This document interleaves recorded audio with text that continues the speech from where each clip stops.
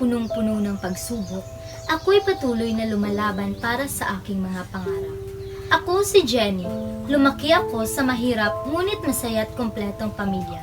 Ang estado namin sa buhay ay di ko kailanman ikinakahiya sa kahit na sino. Inay! Ano yun, anak? Nay, pwede na po ba tong assignment ko? Oo, anak, pwede na yan. Anak, pagbutihin mo ang pag-aaral mo, ha?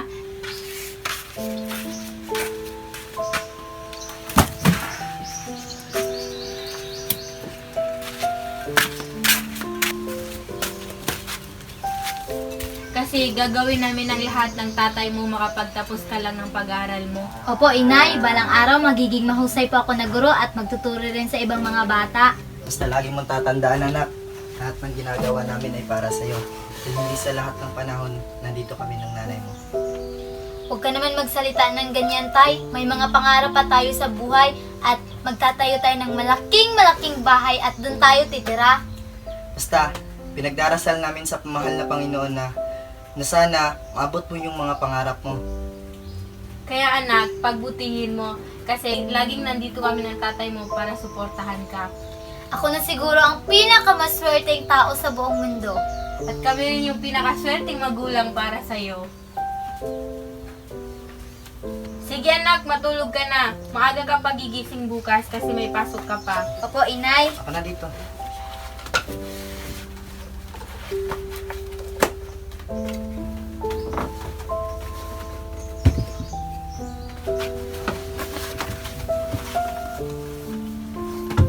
Ayun Good night anak. Good night. Tulog ka na mga hindi.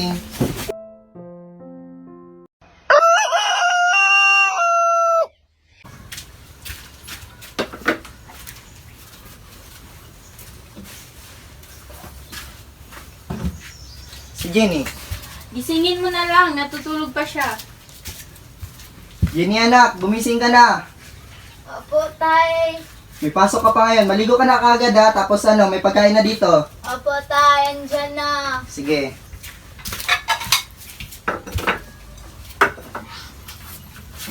Punta muna ako dun. Sige. Nay? Asan si Tatay, Nay? May pinuntahan siya anak, kaya mauna muna na tayo kumain. Sige po. Sige anak, kumain ka na.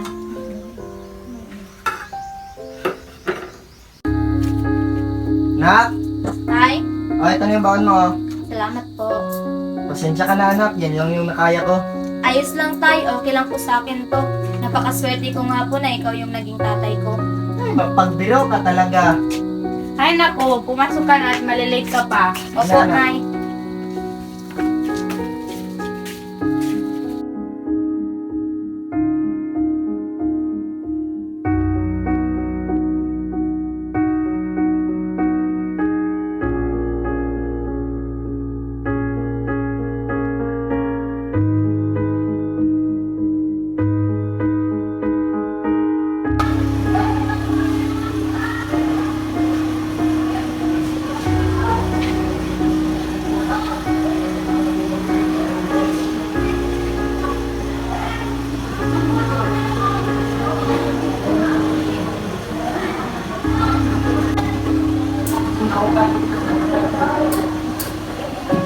Morning class. Good morning, Ma'am.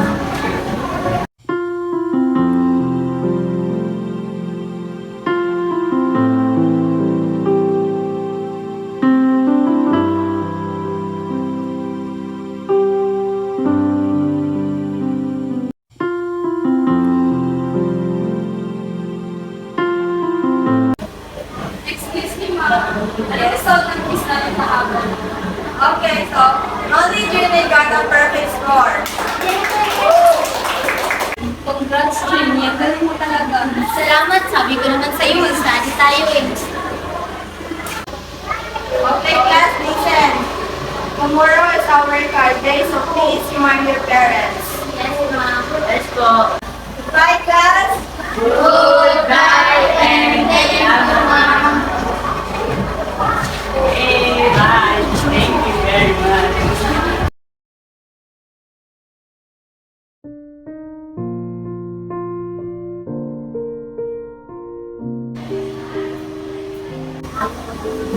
Good afternoon, ma'am.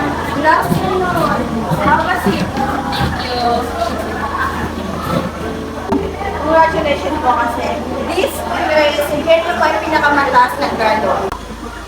Bakit hindi yan sinabi sa akin? Oo nga. Pero proud na proud talaga ako sa anak natin. Maraming salamat po talaga, ma'am. Sana, magpatuloy mo yung pagpapasalamat.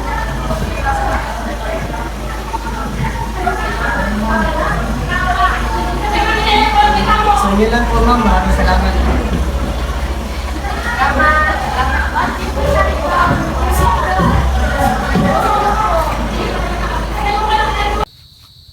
Anak, bakit hindi mo sa amin sinabi na tapuan ka pala sa klase niyo? Ay, sorry Nay. Gusto ko kasi kayo i-surprise ni tatay.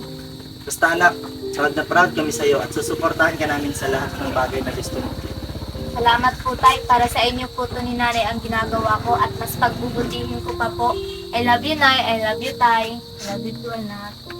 Sige nak, tapusin mo na yung ginagawa mo at matulog ka na. Opo Nay. Anak.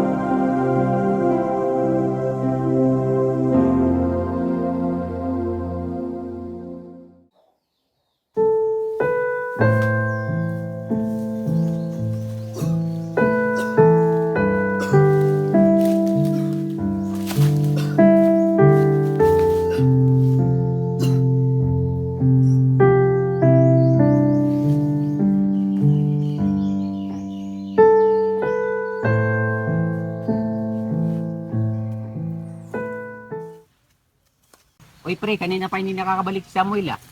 Baka. Tara, punta na natin sa bahay nila.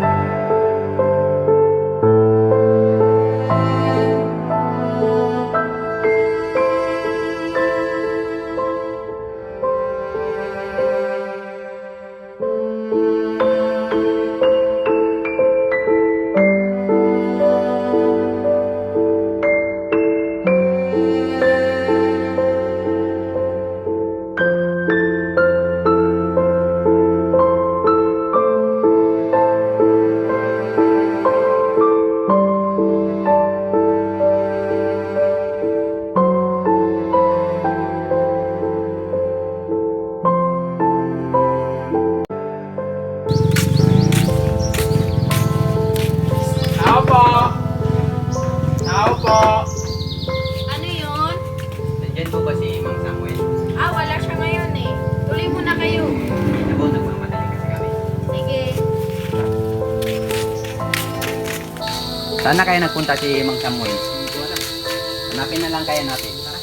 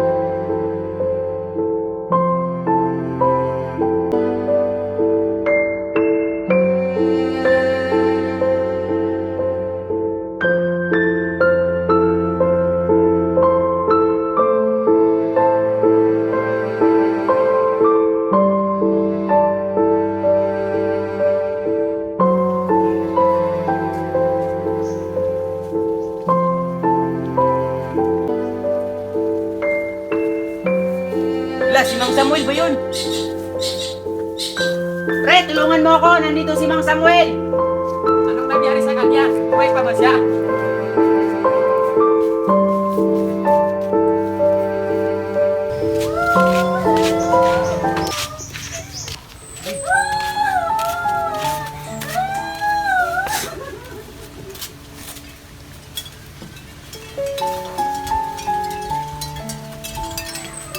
Tao po.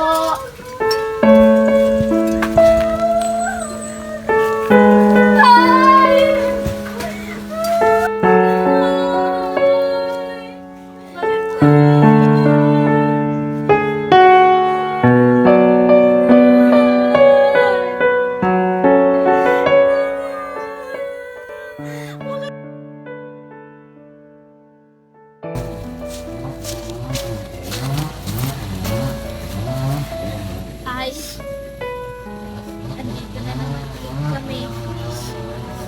Tay, patawad talaga sa lahat, Tay. Patawad dahil hindi ka man lang namin napunta ng ospital. Salamat din, Tay, sa lahat ng sakripisyo mo sa amin ni Inay. Salamat talaga, Tay. Huwag kang mag-alala, asawa ko. Gagawin ko ang lahat, matupad lang ang pangarap natin para sa anak natin. Makapagtapos lang siya ng pag-aaral. Anak, may sasabihin sana ako sa'yo at sana huwag kang magagalit sa akin. Ano yun, Nay? Alam mo naman na pangarap namin ng tatay mo na makapagtapos ka ng pag-aaral. At sa tingin ko at hindi ko na kaya at kailangan ko mag-pursue. Kaya napagdesisyonan ko na lang na pumunta na lang ng abroad. Nay naman, iniwan na nga tayo ni tatay tapos naalis ka din sa tabi ko. Anak, alam mo naman na para lang sa'yo itong ginagawa namin eh. Huwag ka na sanang magalit sa akin.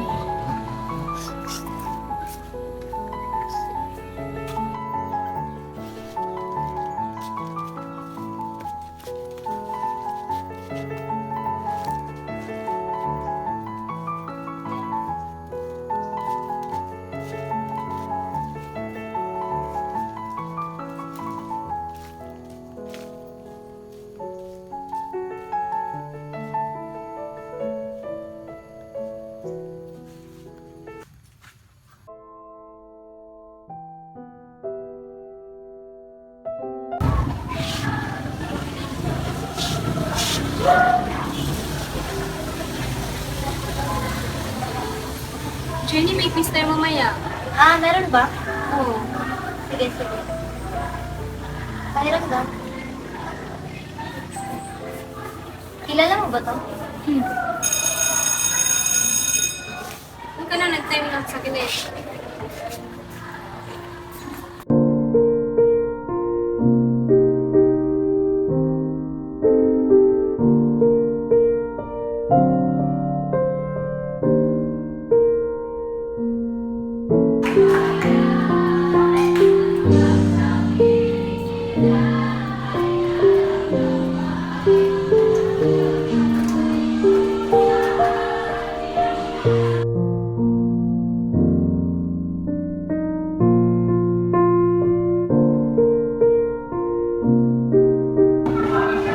Ay, anak, dito lang pala ako papasok.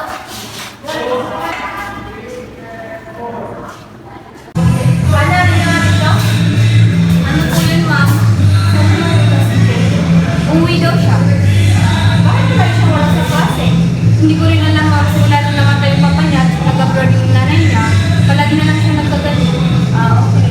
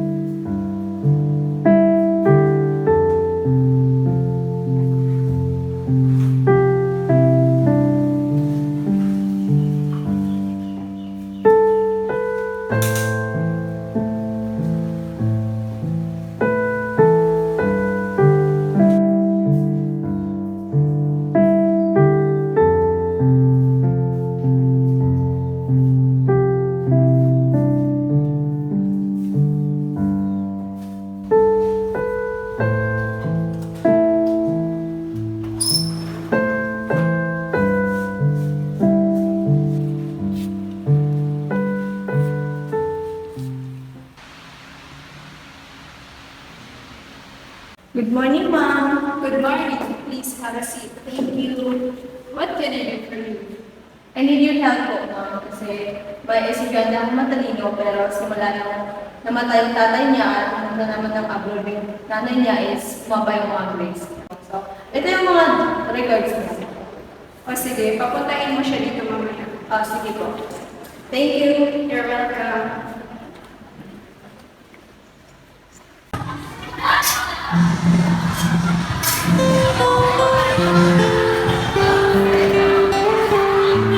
Jenny, pinapupunta ka sa guidance workshop. Bakit daw? Hindi ko alam, sinabi naman pupunta ka dito.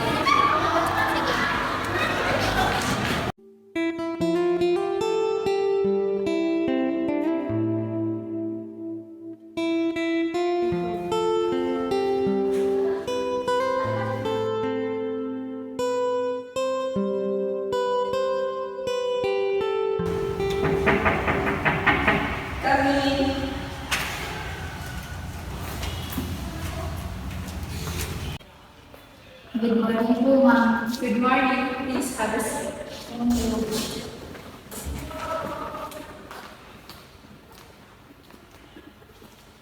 Ma'am, ano po yung dahilan kung ako pinapunta dito?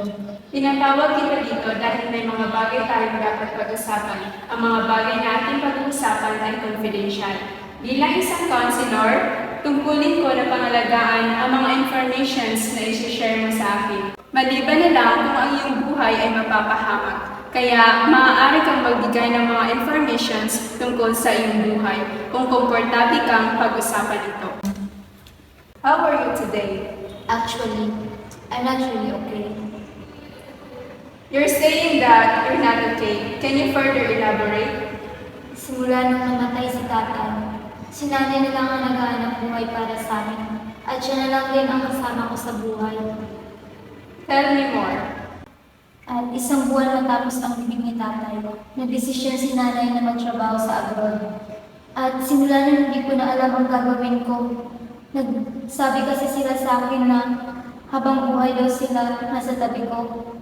Sinasabi mo na nung namatay yung tatay mo, ay yung nanay mo na lang ang bumubuhay sa inyo. Kaya nagdesisyon naman yung nanay mo na pumunta sa abroad. Pumunta siya sa abroad dahil Gusto niyang kumita ng pera.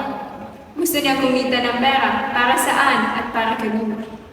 Gusto niyang kumita ng pera para sa akin, para matustusan ang pag-aaral ko at mabigyan ako ng magandang buhay. Sinasabi mo na para sa iyo at para mabigyan ka ng magandang kinabukasan, kaya pumunta sa abroad ang nanay mo. Sa tingin mo ba, ginusto ng nanay mo na pumunta sa abroad? Alam kong mahal na mahal ako ni inay at hindi niya kayang mawalay sa akin. Ano sa tingin mo ang dapat mong gawin? Sa tingin ko, kailangan kong pagbutihin ang pag-aaral ko para masuklian ko ang mga paghihirap ni inay sa abroad at hindi ko dapat sinasayang ang mga oras na pagod niya. Sa tingin mo, yan na ba ang solusyon sa pinagdadaanan mo ngayon? Sa tingin ko, yun ang dapat kong gawin dahil hindi naman yun ginawa ni inay para sa kanyang sarili, kundi para sa akin. Kahit labag sa kalooban niya, ginawa niya pa rin dahil takot siyang hindi ako mabigyan ng magandang kinabukasan. Ngayon, isa-summary ko sa iyo lahat ng sinabi mo. Unang-una, malungkot ka dahil namatay yung tatay mo. At nung namatay yung tatay mo, ay yung nanay mo na lang ang bumubuhay sa inyo. At nagdesisyon naman yung nanay mo na pumunta sa abroad. Pumunta siya sa abroad para kumita ng pera at mabigyan ka ng magandang buhay at kinabukasan. Pinili ng nanay mo na pumunta sa abroad kahit labag pa yun sa kanyang kalooban para mabigyan ka ng magandang kinabukasan. At hindi niya ginusto na mawalay sa iyo. At para masolusyonan ang problema mo at pinagdadaanan mo, ay nagdesisyon ka na mag-aaral ka ng mabuti para masuklian ang paghihirap at pagod ng nanay mo sa abroad. Ngayon, malinaw na ba sa iyo kung ano ang dahilan ng pag-alis ng nanay mo? Yes po, ma'am. So, alam mo na yung gagawin mo ngayon. Yes po, ma'am. Good luck to your healing process.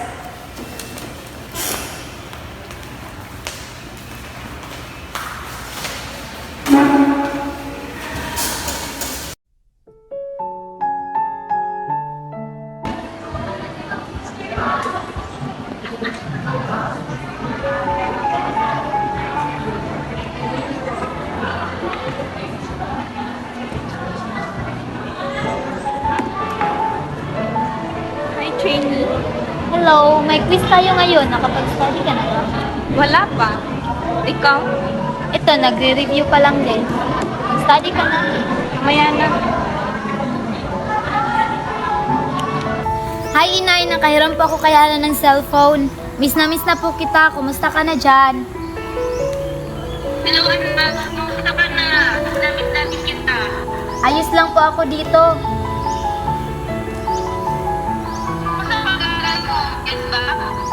Opo inay, alam mo, top 1 na naman po ulit ako sa klase. O dapat talaga po sa'yo. Nalikan mo pa. Kung may kayo nagkatawagan lang mo pala. Ito na naman ang gastos yan. Bakit lang mo nang kaya? Sabihan ka mo anak. Opo inay, lahat ng ginagawa ko para po sa'yo. Para maging proud ka po sa akin. Mas kaya ka mag-ingat ka dyan na. Huwag mong pababayaan ang sarili mo at ang pag-aaral mo. Opo. Wala mo po. Ayos lang po siya. Sige, ano mo na lang ako sa kanya. Pakisabi, mag-iingat rin siya. Opo inay. Bye inay, may klase pa po kami. Sige na, I love you. I miss you. I love you too. Bye-bye.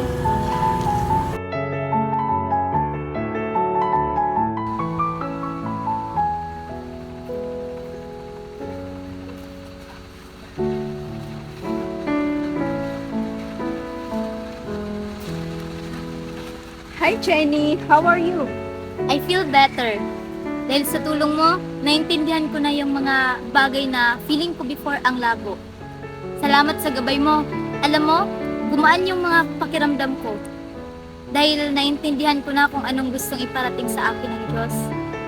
Namatay si tatay at umalis si nanay. Pero lahat ng yon, may dahilan. Ma'am, bakit mo ako tinulungan? Unang-una, trabaho kong tulungan yung mga taong nangangailangan ng tulong ko. Bukod pa doon, ay may malalim na dahilan kung bakit kita tinulungan. Alam ko yung pakiramdam na mawala ng mga minamahal sa buhay. Nawala na rin ako ng ina at ama simula nung senior high student pa lang ako. At simula nun, nawala na rin ako ng pag-asa. Ngunit may isang tao rin na tumulong sa akin at itinuwid ang landas ko. At naging successful ako dahil doon at nagpapasalamat ako sa kanya.